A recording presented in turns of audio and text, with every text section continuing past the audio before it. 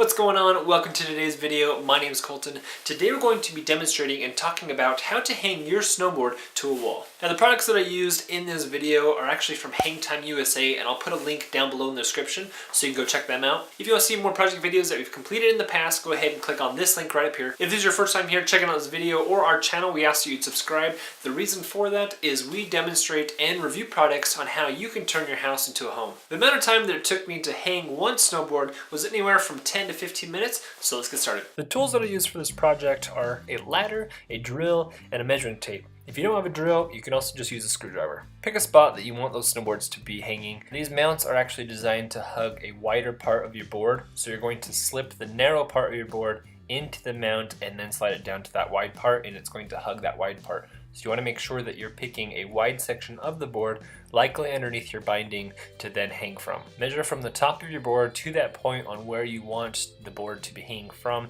and then also measure the width of the board so you know where the edges are. Make those same markings on the wall where you want the snowboard mount to be, and make sure you mark where the edges are. This will help with accuracy. Take your snowboard mount and mark where those holes are going to be. That will show you where the anchor needs to be in the wall. Make sure you tighten, and don't over tighten so you don't go through the wall. Now take one of your hang time mounts and fasten that to the wall with the screws provided and make sure it's tight. Do a double check and make sure that the next mount that you're doing is actually going to hold the width of the board. Mark where those anchors and screws need to be. Tighten those anchors down into the wall like you did previously and tighten down those screws. Now all you need to do is take your snowboard and you're going to go beyond where it's going to hang because there's a little bit of a lip on those mounts. Slide it down and you're done. I went ahead and I actually purchased a second set and did the exact same steps I did previously and mounted my second snowboard.